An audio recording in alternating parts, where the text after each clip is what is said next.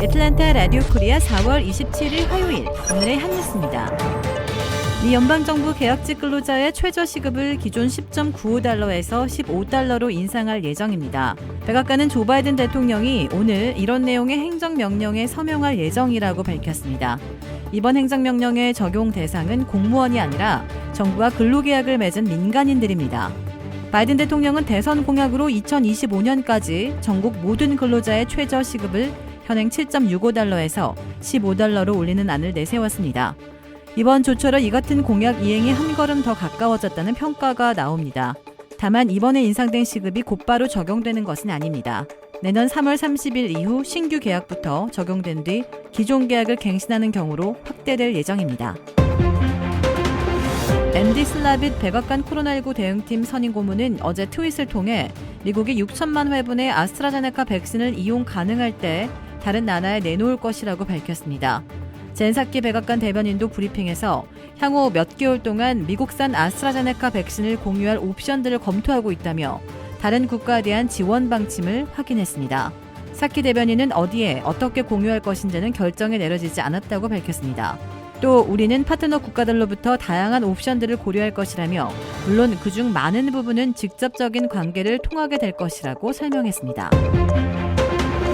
어제 26일 조지아보건국이 존슨앤존슨 얀센 백신 사용을 재승인했습니다. 앞서 미 질병통제예방센터 CDC는 얀센 백신의 혈전 부작용 우려로 인해 백신 사용 중지를 권고했었는데요. 연방기관들은 얀센 백신에 극히 드물지만 심각한 혈전이 발생할 수 있다는 경고문을 부착할 것을 권고하며 재사용을 승인했습니다. 한편 조지아 대형 접종소 8곳에서도 내달부터 존슨앤존슨 얀센 백신 접종을 시작할 것으로 예상됩니다. 웨스트 버지니아주가 코로나19 백신을 맞는 35세 이하 청년층에 $100를 주기로 했습니다.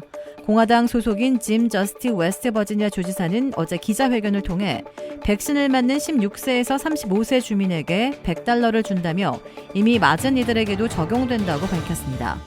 웨스트 버지니아에는 해당 연령층이 38만 명 정도 있으며 재원은 작년 3월 의회를 통과하고 트럼프 당시 대통령이 사명했던 2조 2천억 원 달러 규모의 경기부양법으로 마련됩니다.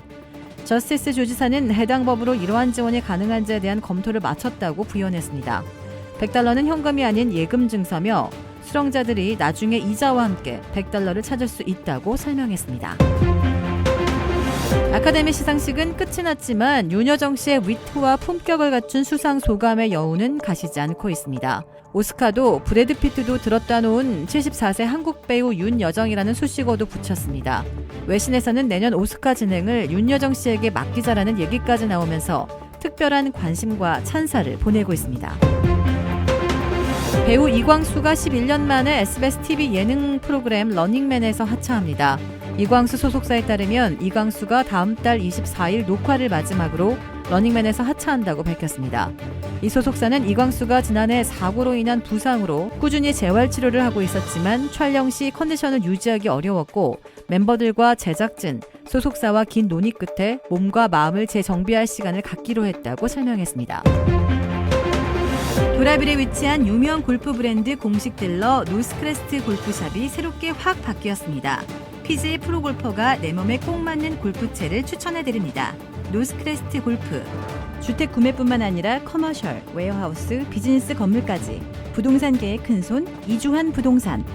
크레딧 카드 빚 최대 80%까지 탕감.